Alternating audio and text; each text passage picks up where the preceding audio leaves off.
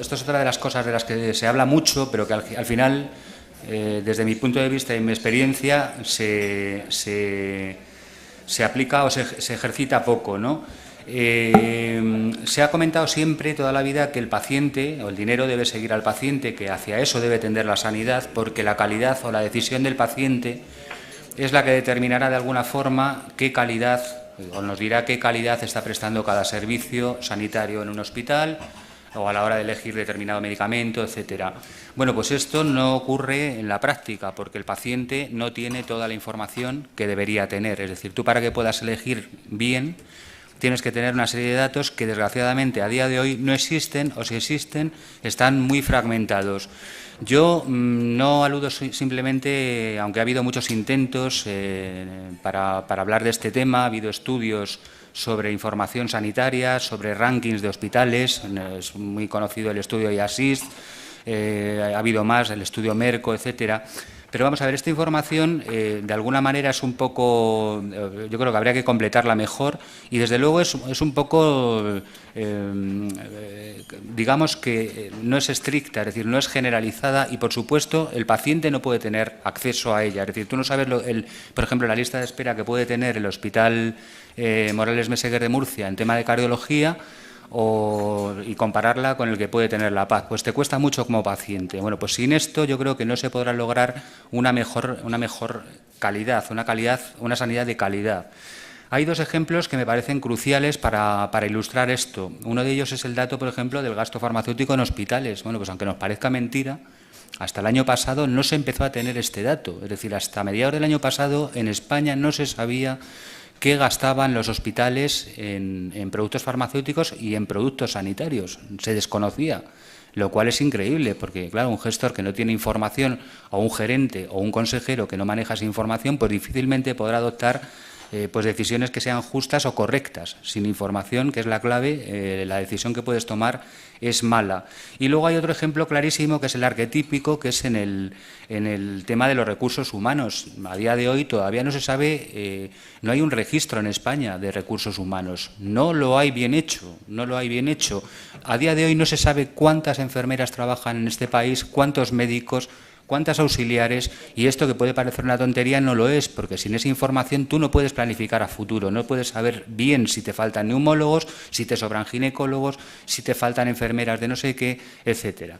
Bueno, yo creo que son cosas que se van mejorando, pero considero que debe darse un empujón muy importante y muy grande. De todas formas, para contarnos todo esto, contamos con los expertos, que son de primer nivel, y los voy a nombrar y a continuación les daré la palabra. Tenemos a Jesús Lizcano Álvarez, que es catedrático de Economía Financiera y Contabilidad de la Universidad Autónoma de Madrid y es presidente de Transparencia Internacional. Contamos también con la presencia de José Luis Puerta, que es coordinador del área de Antropología Médica del Centro de Evolución y Comportamiento Humanos de la Universidad Complutense de Madrid y del Instituto de Salud Carlos III, y fue asesor sanitario en Moncloa en la época de José María Aznar. Contamos también con Luis Mayero, que es el secretario general del Instituto para el Desarrollo e Integración de la Sanidad, el IDIS, y nos dará la visión un poco de la sanidad privada de este tema, ¿no? por ese ejercicio de transparencia que se le exige y que no siempre se exige a los centros públicos, ¿no? Y, bueno, pues contamos con la sabiduría, la experiencia, el know-how de una persona que bueno, pues muy querida, que es Eduardo Rodríguez Rovira, y con el nombre se dice todo. Es presidente ahora mismo de Edad y Vida, pero ha estado muy ligado durante toda su trayectoria profesional a la industria farmacéutica. Ahora, si os parece, voy a dar la palabra a Jesús y, por favor, ceñiros a los 10 minutos porque vamos un poco justos de tiempo. Gracias.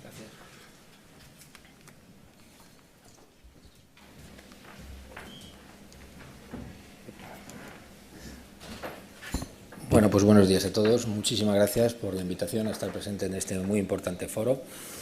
Y voy a tratar de aprovechar al máximo estos 10 minutos que tengo. He traído unas cuantas transparencias, pero bueno, en cualquier caso, si veo que voy un poquito corto de tiempo, pues acelero el ritmo, ¿no? Que es lo que decido para optimizar, como decimos los economistas. Yo soy economista, no soy del sector, pero en cualquier caso, como ciudadano, me interesa muchísimo la sanidad, la salud.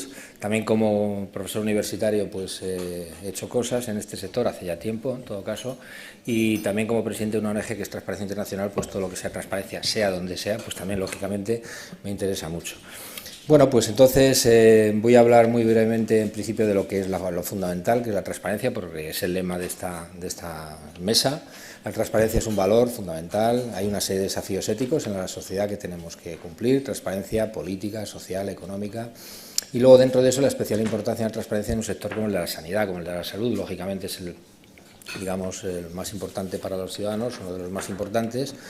La lucha contra la corrupción, porque estoy en una ONG que, también hacemos lo que podemos en ese sentido, y responsabilidad social y buenas prácticas, que en todas las organizaciones, sean públicas, privadas, sanitarias, de cualquier sector, es muy importante todo este tema, ¿no?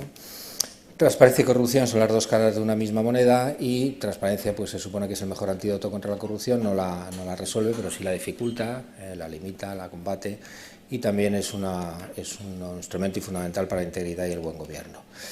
Simplemente para mencionar en un minuto lo que es esta organización y lo que hacemos, en definitiva, pues es una ONG que estamos en 104 países aproximadamente, y lo que hacemos es elaborar 4 informes, son generales en general, alguno tiene, como vamos a ver ahora, relación con el sector sanitario, pero en cualquier caso uno quizá el más conocido, el más antiguo, es el índice de percepción de la corrupción.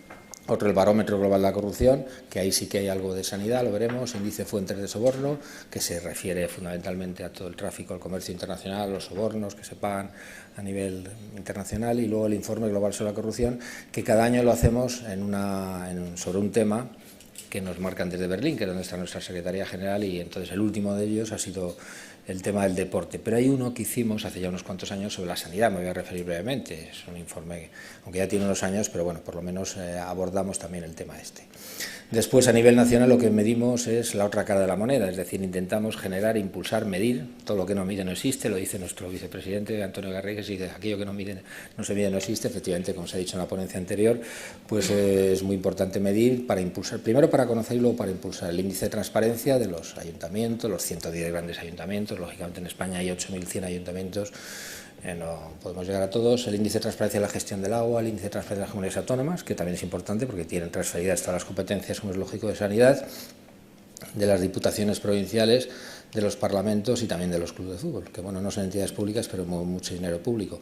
Principios empresariales de transparencia y corrupción, evaluación de los partidos políticos, en fin, una serie de cuestiones, convenio de transparencia con instituciones y estudios sobre cumplimiento legal de las entidades públicas, aparte de proyectos internacionales, que también alguno tiene que ver algo con la sanidad. Bueno, eso es un espectro muy general, o sea, una especie de mosaico, pequeño mosaico de las cuestiones que hacemos para que nos conozcáis. Y luego ya entrando en el índice de percepción de la corrupción, por poner uno de los más generales para que tengamos una idea, porque mi intervención quizá por eso es la primera, es la más general, la más internacional, y bueno, pues la que mide un poco cosas más genéricas, vamos a decir así. Entonces la corrupción, el último índice de la percepción, que lo presentamos siempre a finales de año, este año fue un poco excepcional, a principio de año, en enero, pero bueno, se trata del 2015, mide la percepción a través de 12 grandes macroencuestas que se hacen por 11 organismos internacionales en 168 países. Los resultados simplemente los resumo: fuerte correlación entre corrupción y pobreza, correlación negativa en este caso entre corrupción y libertad de prensa. Los resultados no son nada buenos, como es lógico, veis 114 países, o sea, más de las 2/3 partes están suspensos, con una puntuación menor de 50, y lo peor es que 56 países, o sea, la tercera parte, los países del globo, digamos, de la aldea global esta en la que nos movemos, pues es muy suspensos, son 30 o menos. Nos movemos en una horquilla global entre 91, Dinamarca, Finlandia, y 8, Somalia y Corea del Norte. Por regiones, bueno, simplemente señalar que lógicamente hay muchos mundos en uno, y bueno, la Unión Europea somos el más, lógicamente, el más desarrollado, y en el que se supone que hay menos corrupción, y luego hay áreas como el África subsahariana, fijaros cómo está la cosa. En España hemos ido bajando, hemos ido descendiendo, deslizándonos hacia abajo, y entonces, bueno, pues este año hemos tenido el dudoso honor de ser la puntuación más baja de toda la serie histórica, con 58 sobre 100, ¿no? Por toda la cantidad enorme de casos que están saliendo de corrupción constantemente, la alarma que cunde y la percepción tan negativa que tenemos entre la población. En Europa, pues ocupamos el puesto 18, es decir, que aunque ocupamos el puesto 36 a nivel mundial, que no está mal, se supone, tal como está el mundo, pero en Europa, que son los países con los que tenemos que comparar, estamos en un puesto muy discreto, por debajo, bastante por debajo de la media, puesto 18 entre los 28 países europeos. Bueno, todo esto son datos que tenéis ahí de este año, de todos. Esta es una imagen cromática de cómo se ve el mundo a través de la medición de la corrupción, veis que oscuro, que rojo está el mundo en general, y entonces, bueno, pues es una imagen muy general. Un segundo índice es el barómetro global de la corrupción, es más cualitativo, entra con 114.000 ciudadanos de 107 países, mide las percepciones sobre corrupción en 12 sectores, uno de ellos incluido el sistema de salud, por eso me permito mencionarlo aquí. Es sobre corrupción, no es sobre transparencia, pero bueno, van unidas, y dado que en esta ONG pues hacemos las dos cosas, pues también lógicamente conviene a lo mejor comentar mínimamente estos datos. Entonces, en este sector, bueno, en cualquier caso, mide más cosas, que no voy a entrar mucho en ellas, porque tampoco quiero apurar mucho el tiempo. Los partidos políticos son el sector de los peores, en España especialmente, son 7 países que tienen una desafección, un grado de opinión tan negativa a los partidos políticos, solamente en 7 países nos ganan. Entonces, bueno, y se pagan muchísimos sobornos en el mundo. El sector sanitario muchas veces también, para que te atiendan a veces en muchos sitios, en muchos países subdesarrollados, los médicos o tal, pues en fin, se aprovechan un poco de su situación. Esto es veis que son los países en las líneas, y luego en las columnas están los sectores.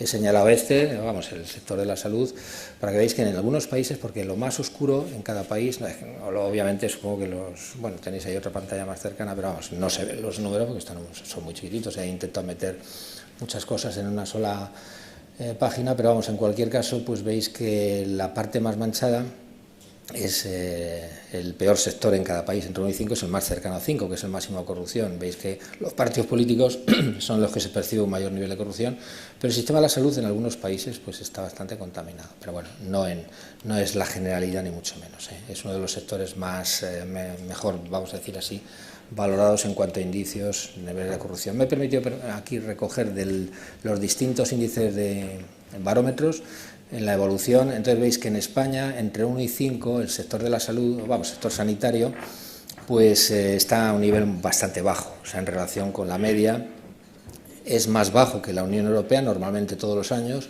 y más bajo que la media mundial, porque ya digo que en muchos países el sector sanitario está muy contaminado de casos de temas de corrupción. Entonces, bueno, para que veamos que aquí en España realmente la opinión que tenemos del sector sanitario, afortunadamente, pues es bastante mejor que la media de Europa y del mundo, vamos a decir así, ¿vale?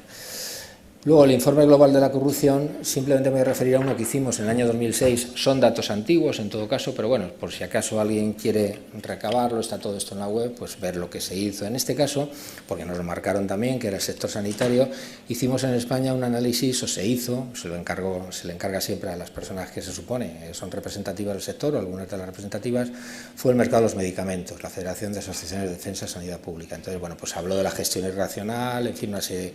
La verdad es que fue un poco crítico en algunos casos concretos. Hay un análisis bastante detallado del gasto hospitalario en Galicia, que se habla del gasto hospitalario, factores responsables de esta situación, se ponían una serie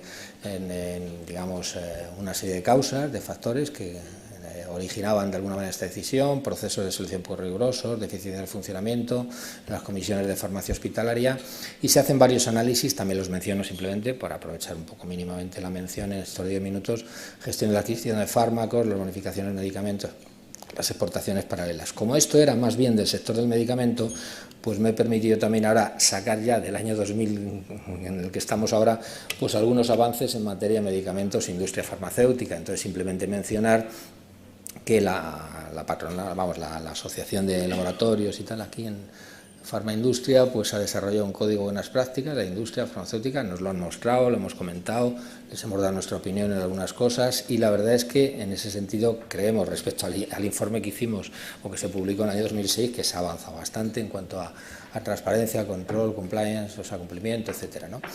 Entonces, el nuevo artículo 18, en ese nuevo artículo 18 que hay del código que va a entrar en vigor el 30 de junio, pues lo pongo como ejemplo, la transparencia de las interrelaciones de la industria farmacéutica, bueno, pues se va a publicar, o se va a tener que publicar, los laboratorios van a tener que publicar las transferencias o los pagos individuales a los profesionales sanitarios individualizadamente. Han hecho una consulta a la Agencia de Protección de Datos, etcétera, les ha dado el marchamo, vamos a decir así, en principio, porque eso puede también pensarse que es así, se vulnera un poquito la confidencialidad individual, pero bueno, parece ser que no. Entonces es un avance, yo creo, importante. Normas legales proclives a la transparencia. Luego también mencionar pues la Ley 2011 General de Salud Pública, bueno, pues que establece requisitos, también si lo conocéis, lo tengo ahí, pero vamos, no voy a entrar en él, pues una serie de requisitos sobre composición y funcionamiento de los grupos de expertos y centros de investigaciones, o sea que son avances. Simplemente señalar, ya como voy mal de tiempo, pues que también lo más importante desde el punto de vista de un economista y de un ciudadano es pues que se introduzca información económica sanitaria. Me permitió mencionar ahí un análisis que hicimos en el año 99, imaginaros, que coordiné técnicamente una muestra de 18 hospitales para calcular los costes de todos los GRC. Bueno, todos no, eran una parte nada más, eran 100 GRD de los muchos que hay en la CMI, en la clasificación mundial de enfermedades. Entonces hice una muestra de 18, digamos, estaban los gerentes, etcétera, esto. Entonces lo que hicimos es calcular los costes de los 50 GRDs más frecuentes y los 49 GRDs de mayor consumo de recursos en España. Y luego eso sirvió para que, se establecieran los costes, los precios para los desplazados. La Comisión Interterritorial lo aprobó, etcétera, y fueron los costes que salieron en el año 2002 como precios para las intervenciones entre desplazados entre las regiones o entre las comunidades autónomas españolas. Simplemente lo tengo como mención, salió en el Boletín Oficial de Estado, luego se fue actualizando, quiero recordar, con el IPC, etcétera. Bueno, pues eso sirvió de alguna manera para que se calculara el coste que se tienen que cobrar o se tenían que cobrar en ese momento pues estas entidades. Bueno, ahí venía con mucha optimismo para ver si me daba tiempo a contar cosas, y luego ya acabo con esto. También hubo un estudio, por lo que yo participé, para calcular cuánto costaría a todos los niños, o sea, vamos a la población, los cortes de niños entre 6 y 12 años, pues el establecer un sistema preventivo de prevención odontológica, etcétera. También simplemente pues lo menciono para ir acabando, y también algunos otros, pues nada, en los que he participado, y de alguna manera costes de las actividades en trasplantes de órganos, etcétera. Bueno, conclusión, y ahora sí que acabo con esto. Lo importante, la necesidad de los avances en la transparencia a través del cálculo adecuado de los costes y del nivel de calidad, indicadores cualitativos y cuantitativos que son tan importantes unos como otros, de las prestaciones sanitarias, y ahí sí que tenemos que colaborar la universidad, el sector sanitario y la administración pública. Y nada más. Ahí acabo. Los datos complementarios son estos, la página web donde podéis encontrar esto y muchísimas cosas más, y si alguien quiere consultarme algo, hacerme algún comentario, pues ahí dejo mi correo electrónico. Así que nada más, muchas gracias. Jesús, muchas gracias. José Luis, por favor, 10 minutos estrictos.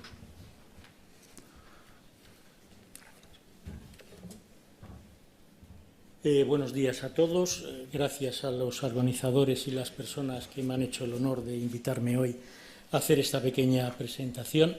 También pido disculpas porque a lo mejor voy a presentar datos que a algunos les molestan. A veces los datos no coinciden con las creencias, y en vez de tratar de modificar nuestras creencias, lo que hacemos es enfadarnos con quien los comunica, ¿no?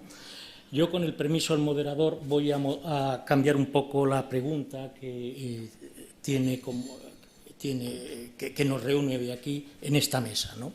Y la pregunta sería: ¿cómo se podría conseguir la transparencia en el Sistema Nacional de Salud, la educación o la justicia, para que se pudieran conocer sus infraestructuras, sus recursos humanos y financieros, y, por tanto, los resultados en salud, en educación y, por supuesto, la calidad de las sentencias judiciales? Con esto, ¿qué es lo que quiero decir? Que la sanidad, como la educación, como la justicia, se enmarca en un concepto, se enmarca en un país que se llama España, donde hay unos hábitos y unas costumbres que determinan la forma en la que se hace la sanidad, la forma en la que se hace la educación o la forma en la que se dictan sentencias de justicia.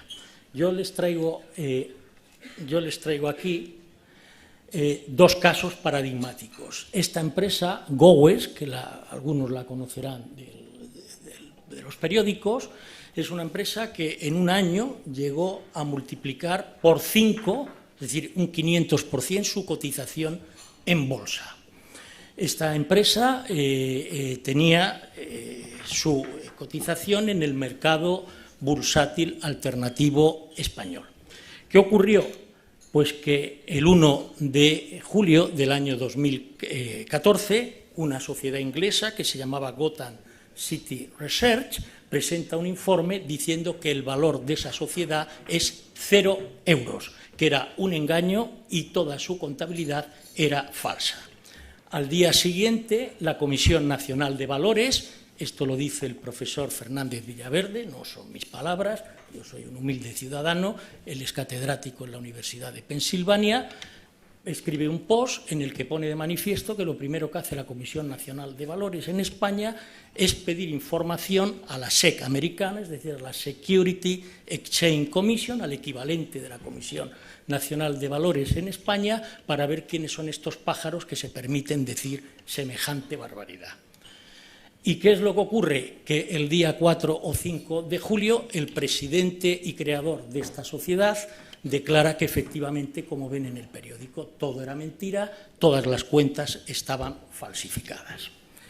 Siguiente ejemplo. Este que ven aquí es un médico americano, neoyorquino, que trabaja en los servicios públicos de sanidad de la ciudad de Nueva York.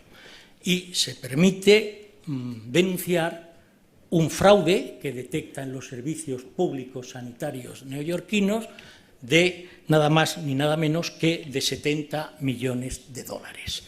Investigan el caso y, como saben, la ley americana permite pagar hasta un 80% del fraude que se denuncia, si lógicamente se comprueba que es cierto. Si no, vas a la cárcel, porque el perjurio en Estados Unidos, a diferencia de España, se persigue.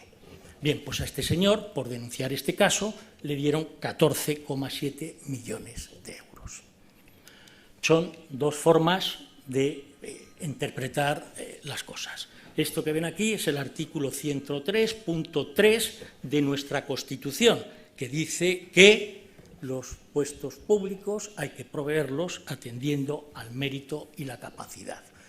Yo creo que la Constitución no hay que cambiarla, creo que hay que cumplirla. Ahora estamos con la cortina de humo de que si cambiamos la Constitución seremos un país distinto. ¡Ja! Bien, pues esto es un informe de investigación del país en el Tribunal de Cuentas, que, como ustedes saben, se pudo ver. Esto es una verdadera locura. El presidente tenía dos familiares, el director de sindicatos, o como se llame, tenían, como ve ahí, 6 familiares metidos. El antiguo representante de UGT ya no solamente tenía un montón de familiares, sino que además tenía a la primera y a la segunda esposa, con el hijo de la primera, en fin, cumpliendo la ley de mérito y capacidad. Tribunal de Cuentas, donde, como saben, los consejeros del Tribunal de Cuentas tienen categoría de secretario de Estado. Bien, no les aburro con más datos, ya ha hablado el profesor Lizcano, esto es un ranking de Ernst & Young que acaba de salir. Como saben, la ONU admite aproximadamente 190 países. Pues de esos 190 países, nosotros estamos entre los 25 de colas, que según este estudio, los sobornos y la corrupción son habituales para hacer negocios en España.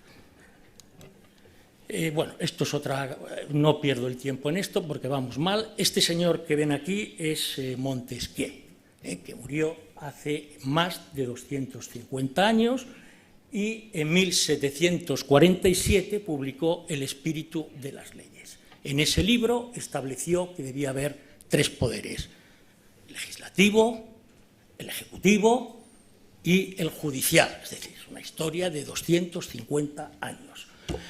El libro entró en el Índex de la Iglesia Católica en 1751, el Índex Librorum Prohibitorum. Bien, pues parece que en España todavía no ha salido de ese índex y aquí no nos hemos enterado de la separación de los 3 poderes. Aquí tienen a la vicepresidenta del Gobierno, del señor Zapatero, abroncando a la presidenta del Tribunal Constitucional el día de 12 de octubre, Día del Pilar, de las Fuerzas Armadas y del Pilar. El vídeo lo tienen en YouTube y no tienen desperdicio. Esto que ven aquí no es el colegio cardinalicio, son los miembros del Tribunal Constitucional de Alemania. Yo no me veo ni a Merkel ni a Schröder metiéndoles una bronca a ninguno de ellos porque no les gustan los dictámenes que hace el Tribunal Constitucional alemán.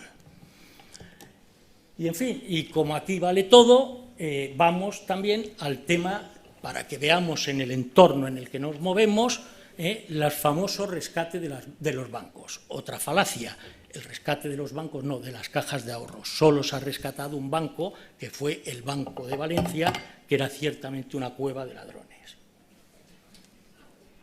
Dicho en Román Paladín y para que todos nos aclaremos. Pero como aquí vale todo, la primera caja de ahorros que quiebra, que es la de Castilla-La Mancha, su presidente, Hernández Moltó, se permite decirle al juez, como ven ahí, que él era simplemente un animador sociocultural. Resulta que las cuentas que presenta en el año 2008 al Banco de España, según este animador sociocultural, que preside una caja de ahorros, era con un beneficio de 30 millones. Según el Banco de España, las pérdidas estaban en 190 millones de euros. Y como digo, aquí vale igual 8,88, aquí en esta tabla que les presento, ven en la primera columna de la izquierda cuál es el presupuesto que tenemos todos los años en sanidad. Y en la columna siguiente, cuál es el gasto. Pues como pueden apreciar ahí, año tras año hay una desviación entre lo que se presupuesta y lo que se gasta del 25%. Este es un poco el contexto en el que nos movemos. Y efectivamente esto es mejorable, son 10 minutos, podría contarles muchas más cosas, pero no les voy a amargar lo que les queda de mañana, porque todavía quedan dos compañeros que no creo que digan cosas muy distintas. Gracias por su atención, muy amable.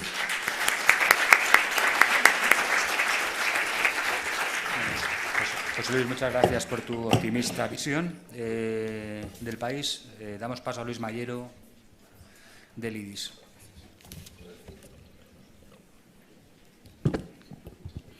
Buenos días a todos. Muchas gracias a la Fundación Bamberg y a La Razón. Yo creo que voy a decir algo diferente a lo que ha contado mi antecesor, seguro, porque mi capacidad es más cercana y más centrada en lo que es puramente la sanidad. Como ha comentado Sergio, soy el secretario general del IDIS. El IDIS es una fundación muy joven. Vamos a hacer, como tenemos muy poco tiempo, no vamos a perder tiempo, muchas presentaciones dobles. Como lo veis ahí, el IDIS es una institución que nace, va a hacer 6 años ahora en el mes de mayo de este año, mayo-junio. Es una fundación que entiendo ha sido absolutamente necesaria para aglutinar al sector sanitario privado. Como indica ahí, damos a conocer la representación institucional del sector sanitario privado, ponemos en valor su realidad y su profesionalidad, evidenciando las aportaciones importantes que hacemos al sistema sanitario nacional. No nos olvidemos que casi un tercio del PIB, podemos negar y podemos hablar de muchas cosas, podemos hablar de estado de bienestar únicamente público, pero la realidad es que un tercio del PIB sanitario lo aporta a la sanidad privada y aporta o atiende a casi 10 millones de personas en nuestro país. Podemos hacer todo juego de manos, pero son 10 millones de personas.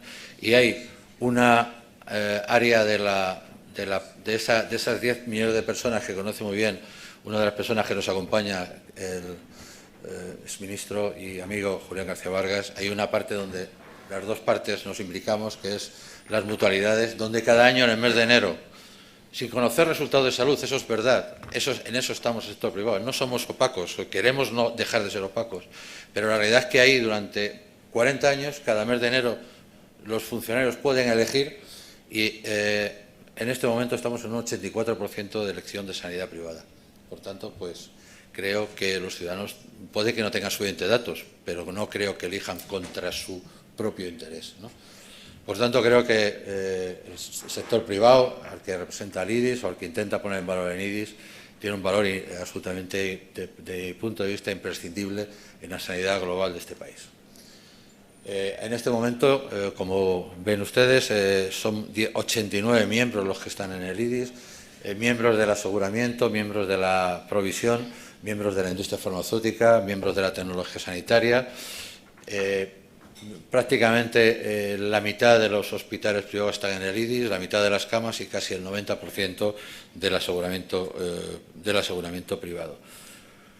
entrando a lo que nos han llamado aquí a hablar, que es el tema de la transparencia, como se ha comentado y lo hemos hablado con algunos de los ponentes y los participantes, evidentemente el concepto de transparencia, el marco jurídico en el que se mueve el concepto de transparencia en este país, aunque como hemos oído hace unos momentos, existe un marco pero no se cumple o no se cumple como debería de cumplirse, es evidente que existe de sobra. Tenemos una serie de leyes que componen ese marco jurídico y que evidentemente dan más que suficiente capacidad para que este marco se cumpla y la transparencia llegue a los ciudadanos. Está la ley de transparencia, está una ley de transparencia que en España es una norma que tiene como objetivo reforzar el derecho de ciudadanas y ciudadanos a acceder a la información sobre actividades públicas.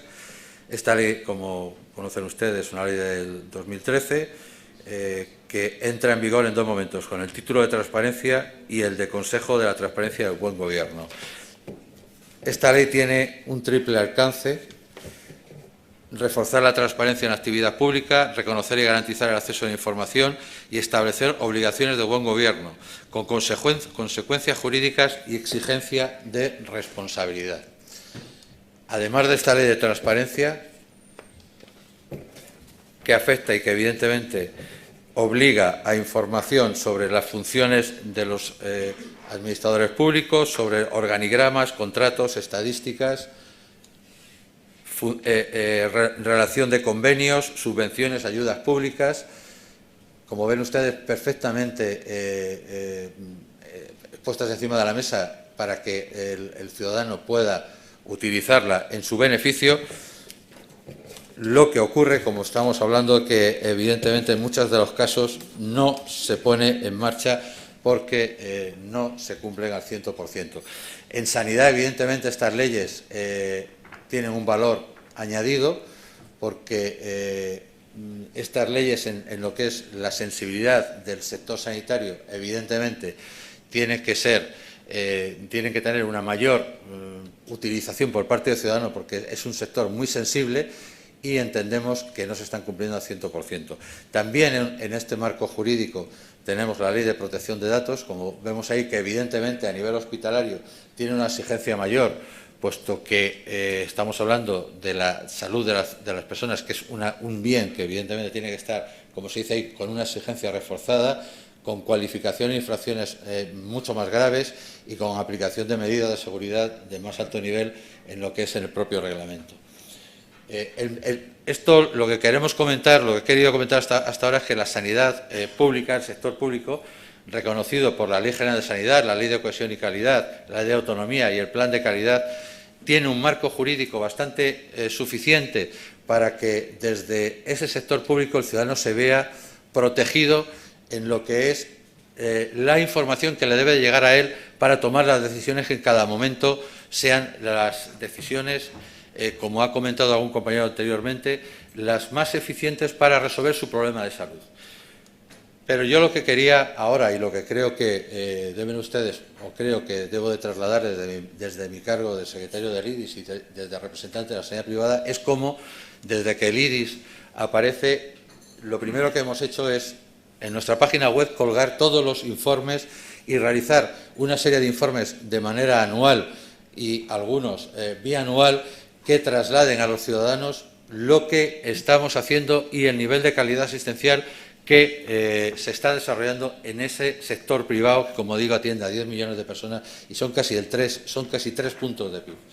Nosotros, desde que iniciamos nuestra andadura, tenemos informes como es el de análisis de situación, que es un informe que hacemos anualmente, donde exponemos toda la actividad que se hace en el sector privado, todos los niveles pormenorizadamente a nivel hospitalario de actividad que se hace por número de tratamientos, por número de pruebas diagnósticas, por aportación al sector público, por aportación a colaboración con el sector público y por aportación al nivel global de la sanidad.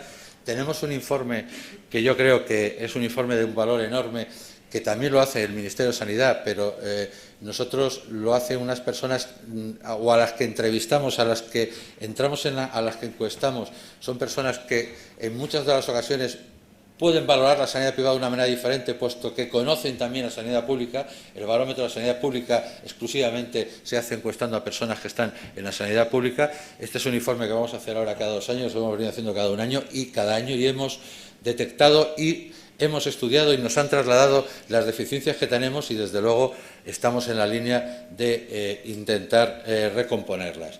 Tenemos un informe que yo creo que es el informe de más valor para el sector y para la información al ciudadano, que es el informe RESA, con indicadores de salud, pero indicadores de salud no hosteleros, sino indicadores de salud de verdad, de lo que es salud, de lo que es sanidad, de lo que es la actuación ante un infarto de miocardio, como ha comentado un compañero anteriormente, como es cómo se puede llegar de la manera más rápida al tratamiento de cáncer, como también se ha comentado, y el tiempo que se tarda en la sanidad privada en llegar a esos tratamientos, que, como se ha dicho, la accesibilidad es absolutamente fundamental en la atención a un ciudadano. Estamos también participando en más del 50% de los ensayos clínicos que se hacen en este país, en un proyecto que hacemos con Farmaindustria. Estamos en marcha con un proyecto de interoperabilidad. También se ha hablado hoy de lo importante que es que el ciudadano lleve la información sanitaria consigo mismo y pueda ser utilizada de manera inmediata en una urgencia en cualquier hospital público o privado de este país. Estamos en este proyecto que presentaremos a final de este año. Vamos a presentar un informe sobre la situación sociosanitaria en el país, y lo que el año pasado presentamos, y este año en enero hemos hecho una segunda ceremonia de acreditación de hospitales, tanto públicos como privados, porque también han participado la acreditación QH, donde se valora y donde se pone en la claridad de lo que cada hospital tiene como medios, estructura, para poder atender y capacidad para poder atender a los ciudadanos. Simplemente también añadir que toda nuestra tarea está pública, está en la página web, participaciones en prensa, participaciones en actos públicos, página web con los informes que he detallado. Y, bueno, como conclusiones, evidentemente, nosotros somos una fundación que ponemos en valor la sanidad privada, que desde el primer minuto creemos que la sanidad privada ha dado un salto de calidad evidente en los últimos años. Queremos trasladar esa información a los ciudadanos, que elijan de verdad. Eso estoy de acuerdo con los compañeros que han estado antes. Sin medirnos no pueden ser capaces de elegir correctamente. Es un debe que tenía la sanidad en este país, y desde la sanidad privada, de luego, vamos a hacer lo máximo posible por, de manera cohesionada con el sector público, poner el mayor conocimiento en el punto de vista del ciudadano, para que pueda escoger con absoluta eficiencia sus tratamientos. Muchas gracias. Y perdón por la rapidez, pero desde la mesa. Gracias, Luis. Muchas gracias, Luis. Eduardo, cuando quieras. Buenos días. Muchas gracias, Concha, Ignacio y Sergio, por la invitación. Bueno, ya lo ha dicho Ignacio Balboa, el último, el tópico, pues solamente puede repetir. Yo estaba tratando de tachar cosas.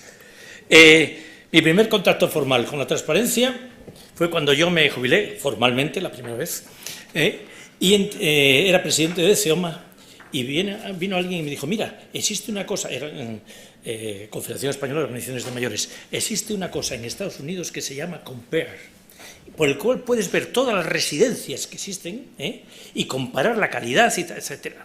Y yo, concho, me puse yo rápidamente y ya empecé a escribir yo sobre este tema, naturalmente el año 16-0, en nursing homes. Bueno, Compare existe naturalmente en Estados Unidos y tiene una relación, me parece que son 4.000 hospitales en los que destaca la calidad, y puedes escoger y como ellos dicen, dice, bueno, es primero para que la gente pueda elegir, segundo, para que los profesionales puedan mejorar su formación continuada sabiendo cuáles son los hospitales donde se hacen las cosas buenas. Bien, en estos países creo que el último dato son ya en Europa 9 países los que están dando listados con ranking de calidad, como decía el doctor Juanategui cuando se refirió en Galicia antes, cuando hablaba del infarto de miocardio. Bueno, además de Canadá, que también he referido, y otros países pequeños del mundo también que lo están haciendo. Yo creo que también la primera vez que a mí me hubiera gustado tener la transparencia de los hospitales es cuando hace ya más de 30 años tuve que llevar, se operó una hija mía y me dijeron, tienes que llevarla a un hospital, ¿qué tal? Y empezamos a mirar el hospital, la llevamos al Karolinska. buena elección, y además salió todo muy bien. Pero quiero decir que era no solamente tener ya la relación de la calidad local o nacional, no, es que es incluso necesario tener la relación de calidad de los hospitales a nivel internacional. Hombre, los internacionales más o menos lo sabes porque la gente te habla y son más conocidos porque son muy pocos los que te llegan. Pero bueno, en Suecia, precisamente, yo creo que ese ha sido el país pionero en establecer abiertamente, hacer transparentes los resultados de los registros sanitarios. No solamente tienen el de infarto de miocardio, también el de cataratas, tienen hasta otros 32 registros sanitarios. Y aquí, como decía Julián, bueno, cuando tienes los big data de grandes series de pacientes con las mismas indicaciones y tal, bueno, la posibilidad que tienes con los medios digitales que tenemos hoy es que es un crimen no utilizarlo.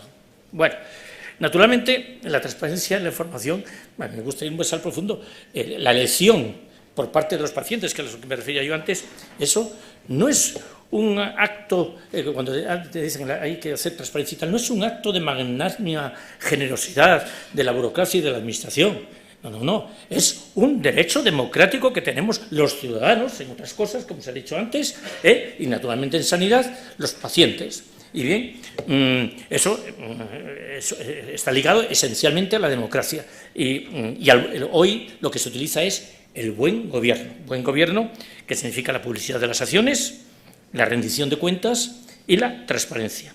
Que, ojo, son claves para el éxito de los sistemas de salud. Naturalmente no lo digo yo, lo dice la Comisión de Buen Gobierno Sanitario del Consejo de Europa.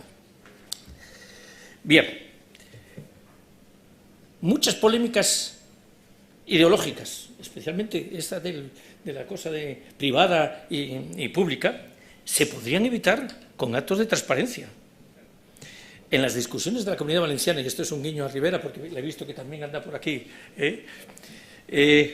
Rivera Salud ha publicado datos de resultados del año 2015, cuando les obligó la comunidad, no, hay que publicar y hacer transparencia de los contratos, etcétera. Y dices, bueno, es un momento, no solamente los contratos, vamos a publicar los datos y vamos a compararlos con los que hace con el conjunto, porque no están naturalmente separados por hospitales, pero el conjunto de lo que hace la Comunidad Valenciana los públicos.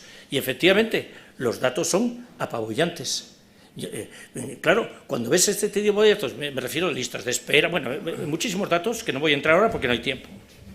Bien, pues eso es lo primero que había que hacer, la transparencia, para que este tipo de debates ideológicos no se produzcan. Mire usted, yo lo que quiero es que me curen, me da lo mismo quién es, si usted, que es que yo tengo el título sacado y no sé dónde, no sé qué, no, usted me lo tiene que hacer bien, que no, es que a mí me paga no sé quién o me paga el Estado, que no, que yo lo que quiero es que me curen, eso es lo importante, y por lo tanto la transparencia.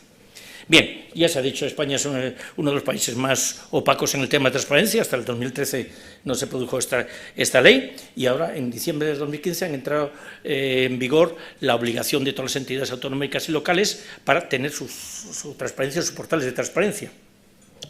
Las obligaciones formales se están cubriendo. Yo creo que ya no existe ninguna comunidad autónoma que no tenga portal de transparencia. Es más, yo creo que han hecho sus propias leyes. Bueno, no es que lo creas, que han hecho sus propias leyes de transparencia, lo cual es un despilfarro jurídico. Lo que tienen que hacer es la transparencia, no hacer nuevas leyes, que también se ha hablado anteriormente. Bueno, a veces los portales lo único que han hecho es cambiar el nombre de lo que ya tenían y ponerlo bajo otro nombre, se producen muchísimas críticas. Bueno, por supuesto, la primera es que la obligación de responder en un mes pues no se cumple. Es la primera. No voy a decir porque son muchísimas las que tengo aquí numeradas, pero el acceso poco amigable también, que es lo primero, que cuando entras en una web es que te sea fácil, por favor, y no que se te complique, que para buscar un dato sea imposible. Bien, pasemos. Las reclamaciones y la publicidad de las reclamaciones. Claro, naturalmente, cuando se hacen reclamaciones es que no está funcionando la transparencia. Por lo tanto, es importantísimo que esas reclamaciones sean públicas. Están saliendo muchísimas y yo simplemente, por pasar muy rápido, la petición de que se publiquen los posibles conflictos de interés en el Comité de la Hepatitis C, ha salido antes este tema, la facilitación de información sobre la vacuna de la varicela, el cuestionamiento de criterios para el nombramiento de 200 nuevos altos cargos sanitarios en la Comunidad Valenciana, porque hay que demostrar que es por méritos, no por amiguismo, como se ha dicho anteriormente. Bueno, no estoy siguiendo porque como todo esto es de hablar y además estoy cambiando todo, es imposible seguir eso, ¿eh? O sea que ni siquiera lo estoy pasando porque no merece la pena. Es solamente escrito, ya acuerdo, sí. Bueno, como todo es negativo, solamente voy a decir una cosa, que hay que aplaudir la existencia de la Central de Resultados dentro del Observatorio del Sistema de Salud catalán, que publica sus informes desde 2008, identificando nominalmente los centros proveedores con los resultados de los diferentes indicadores e incorporando las buenas experiencias de los que se tienen mejores resultados.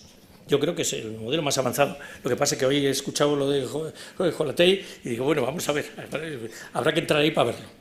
Y ya termino. El último punto es la visión desde fuera de la transparencia en España. Y aquí se ha hablado hoy de Bloomberg, se ha hablado naturalmente de transparencia internacional, por supuesto. Yo he sacado tres ejemplos de lo que dicen instituciones internacionales. El Foro Económico Mundial, que tiene el índice de competitividad global recientísimo, de hace unas semanas, de 2016, ha situado a España en el no muy brillante puesto 35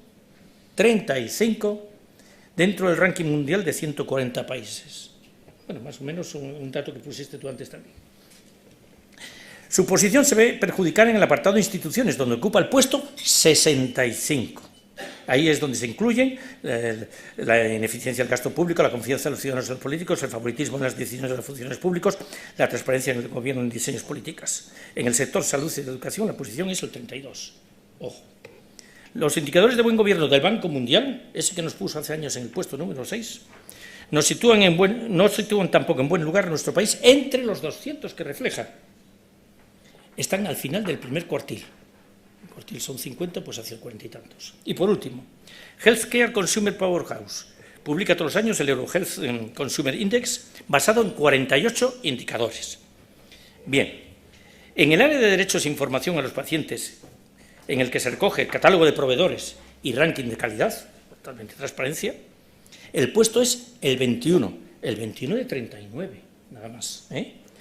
Bien, reconoce que en España la excelencia médica se encuentra en muchos sitios, por supuesto, hemos hablado antes de la esperanza de vida, es el primer indicador, yo creo, de esto, pero bueno, pero realmente contra lo que triunfalísticamente decimos muchos, y digo también,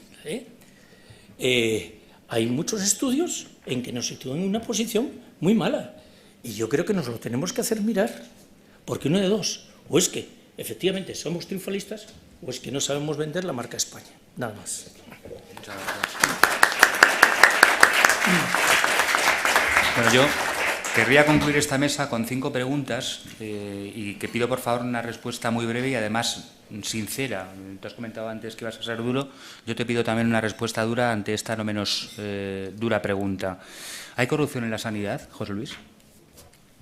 Seguro que la hay. Yo no conozco los casos, pero seguro que la hay. Es imposible que no la haya en este contexto, ¿no? Y un sector que maneja 9 puntos del PIB, pues... O sea que la probabilidad es alta. Jesús, ¿es más opaca la sanidad que otros sectores? Por ejemplo, que el energético o que No, la banca. hay que reconocer que no. En sanidad hay muchas estadísticas, muchísimas oficiales, pero también sobre sanidad pública, privada, etcétera, más que en otros sectores que son bastante oscurantistas, dicho sea de paso. Entonces, en ese sentido, el sector está bien posicionado a nivel general. Vale.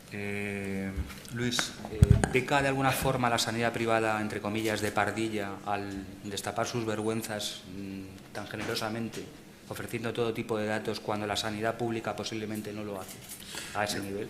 Yo creo que no. Yo creo que la sanidad tiene que crecer exclusivamente por la calidad y la transparencia, sea pública o privada. Y nosotros, evidentemente, en un país donde la sanidad pública es muy importante y de alto nivel, para poder competir y para poder estar a nivel de ella, tenemos que ejercer por lo menos la misma calidad y, si no, más transparencia. Sí. Vale. Y, Eduardo, tú has sido máximo responsable de una multinacional en España hace años, pero bueno, has podido ver la evolución luego desde dentro. Tú, cuando ibas fuera, ¿cómo nos veían a nosotros? ¿Nos consideraban un país opaco? ¿Nuestra sanidad era bien vista desde ese punto de vista? No, yo siempre he tenido complejo, ¿eh? Cuando yo iba afuera tenía complejo. Sí. Tenías que demostrar que efectivamente este era un país muy bien.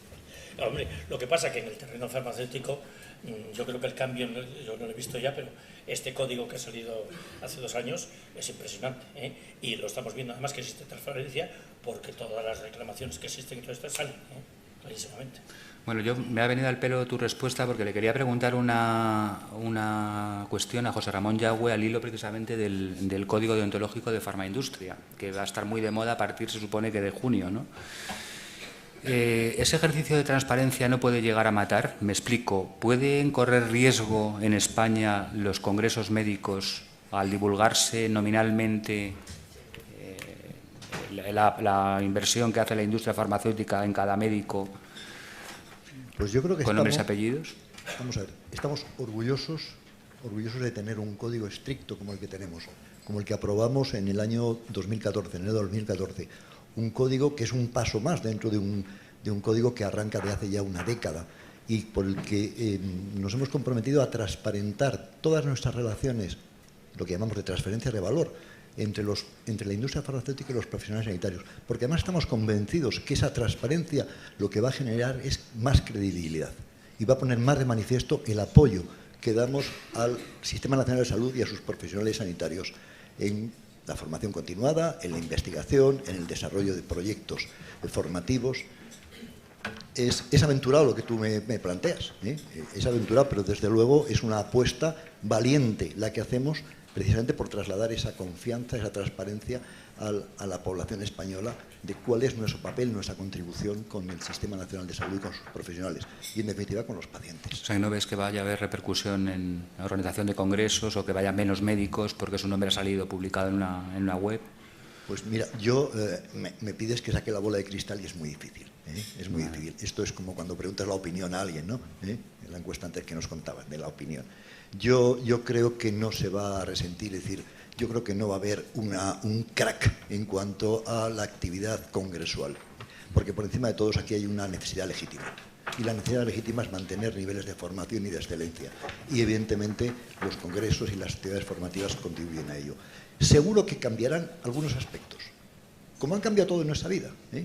Como ha cambiado todo en nuestra vida, de la mano pues, de los nuevos medios de comunicación y de los nuevos instrumentos que tenemos. Seguro que algo va a cambiar, pero yo no creo que se vaya a producir ese crack que algunos podrían incluso vaticinar. Vale, muchas gracias. ¿Alguna pregunta para concluir la mesa? Bueno, pues la damos por finalizada y damos paso a la siguiente. Muchas gracias. Gracias a todos.